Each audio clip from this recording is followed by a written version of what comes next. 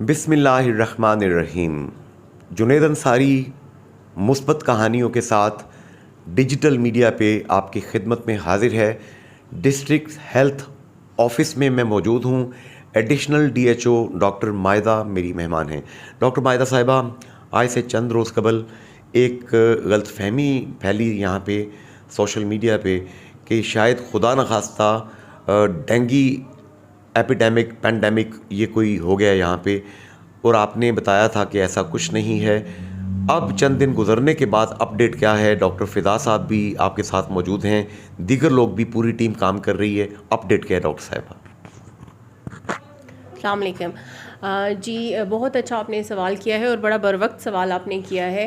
عوام کا جو تشویش تھی وہ اپنی جگہ ٹھیک تھی کہ ڈینگی کا جو نام جہاں پہ آتا ہے تو لوگوں میں ایک خوف کی لہر پھیل جاتی ہے. جب بھی کسی بیماری، نئی بیماری کا نام آتا ہے اور جب لوگوں نے اپنے ارد گرد کوئی شدید بیماری کسی میں دیکھی ہوتی ہے تو اس کا خوف ہونا یقینی ہوتا ہے. اور اسپیشلی جب ہم کسی بیماری کے بارے میں کہتے ہیں کہ اس کا علاج نہیں ہے، اس کی صرف احتیاط ممکن ہے، تو اس کے لیے لوگوں کے خدشات ہوتے ہیں.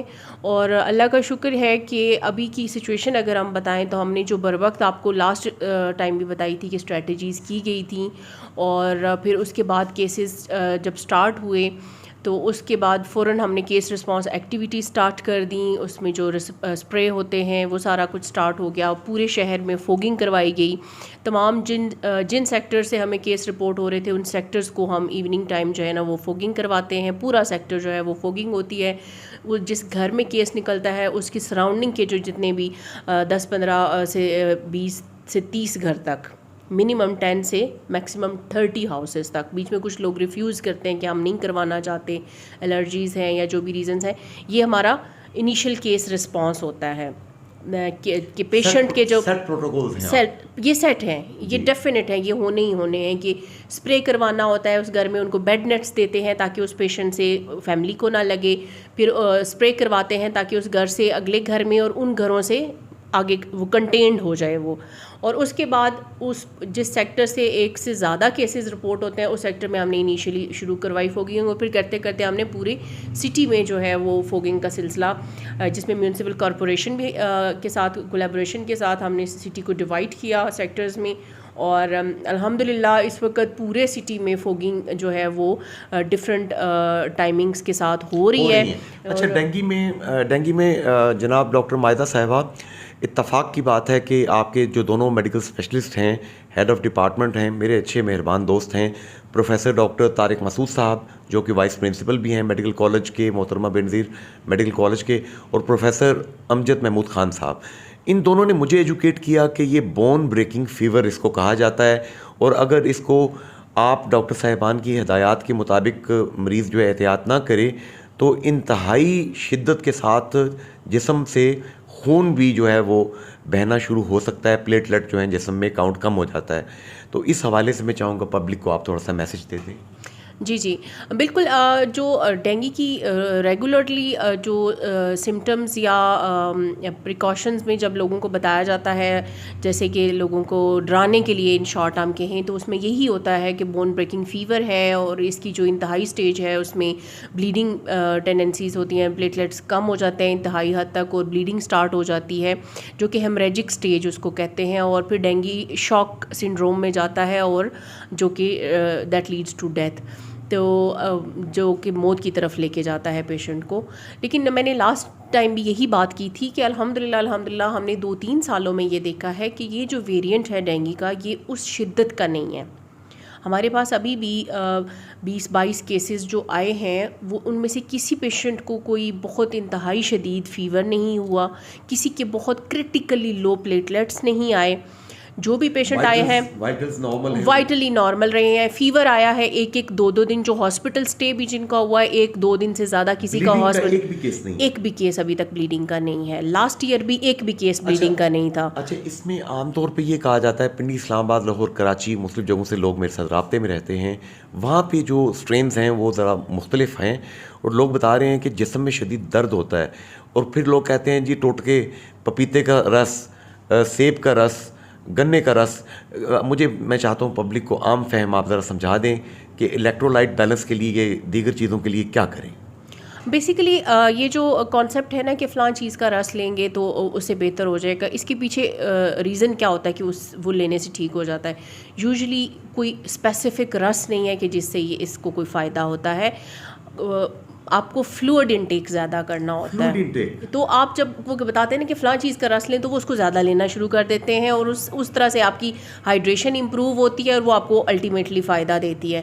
اور ظاہر سی بات ہے جب آپ رس کسی چیز کا لے رہے ہیں اس کے ساتھ میٹھا نمک وہ بھی جا رہا ہوگا تو آپ کے الیکٹرولائٹ بیلنس وہ ٹھیک, آپ کی انرجی بحال ہوتی ہے. اس میں فیور بیسیکلی اس کا سمٹومیٹک ٹریٹمنٹ ہے کہ آپ کو bone breaking fever no doubt ہوتا ہے, ابھی بے شک انٹینسٹی کم ہے لیکن فیور شدید ہوگا اور اس کی بعد میں بھی آپ کو کمزوری رہے گی. تو ہم بالکل ہائی گریڈ فیور ہوتا ہے اور شدید جو ہے نا وہ باڈی ایکس کرتا ہے, اور آفٹر ڈیزیز بھی وہ شدید کمزوری رہتی ہے پیشنٹ کو کچھ عرصہ. ڈاکٹر فدا حسین راجہ صاحب DHO ہیں یہاں پہ, ظاہر ہے کہ آپ ان کے ساتھ کام کر رہی ہیں ایز اے ٹیم.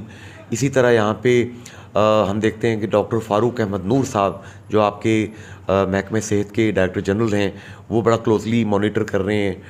جناب سیکٹری صحت عامہ بریگیڈیئر صاحب ہیں, اور اسی طریقے سے انصر نثار عبدالی صاحب وزیر صحت. ان لائن آپ سمجھتے ہیں کہ آپ کا جو نیٹ ہے یہ سیٹ پروٹوکولز کے مطابق ہدایات کو فالو کر رہا ہے, اور آپ کے جو سب آرڈینیٹس ہیں وہ بھی آپ کے ہدایات کو سنجیدگی سے لے رہے ہیں؟ جی بالکل, بہت اچھا آپ نے سوال کیا کہ اس ٹائم پہ اتنی اچھی سائنرجی ہے ہیلتھ ڈپارٹمنٹ میں کہ گراس روٹ لیول سے لے کے ٹاپ ٹیئر لیول تک سب لوگ جو ہیں وہ پرسنلی انوالوڈ ہوتے ہیں. چھوٹے سے چھوٹے میٹر تک میں دیکھتی ہوں کہ سیکٹری صاحب تک جو ہے نا وہ پرسنلی میسج کر کے بتا رہے ہوتے ہیں. کوئی ریٹیو نہیں ہے, کوئی بیچ میں وہ نہیں ہے, آپ میسج کر سکتے ہیں, ڈائریکٹلی بات کر سکتے ہیں, کنوے کر سکتے ہیں, اور جو ہے وہ بھی کسی بھی ٹائم آپ سے پوچھ سکتے ہیں. اور آپ جو ہے نا, اور یہ سائنرجی بہت اچھی اس ٹائم پہ چل رہی ہے, اور یہی ریزنس ہیں کہ اس ٹائم پہ فاسٹ ٹریک پہ اور health department I think so کہ بہت اچھے اس پہ چل رہا ہے. کچھ جو لیکنگس ہیں وہ ظاہر ٹائم کے ساتھ امپروو ہوں گی, اور انشاءاللہ وہ اس پہ بھی کام ہو رہا ہے. اور یہ جو سینرجی ہے یہ پبلک تک مزید اس کو بہتر کرنے کے لیے میڈیا آپ کا کیسے پارٹنر بن سکتا ہے, آپ کی کیسے ہیلپ کر سکتا ہے؟ کیونکہ پبلک تک بات پہنچتی ہے سوشل میڈیا کے ذریعے, ڈیجیٹل میڈیا کے ذریعے, اخبارات کے ذریعے. ڈاکٹر صاحبہ اس حوالے سے میں چاہوں گا آخری بات آپ بتا دیں. بالکل, میں پہلے بھی ریکویسٹ کی تھی کہ میڈیا سے میرا ہمیشہ ریکویسٹ ہوتی ہے کہ وہ بہت اچھا رول رہا ہے, پازیٹیو رول رہا ہے, آئندہ بھی ان سے پازیٹیو رول کی درخواست ہے. ابھی جیسے ہیلتھ میں نئی PSC ہوا ہے, نئی ریکروٹمنٹس ہوئی ہیں, آلموسٹ 150 ڈاکٹرز جو ہے 150+ ڈاکٹرز جو ہیں وہ ریکروٹ ہوئے ہیں, اور یہ سارے ڈاکٹرز جو ہیں وہ فیلڈ میں جو ہے نا انہوں نے اپوائنٹ کیے ہیں, اور یہ فار فلنگ ایریاز میں.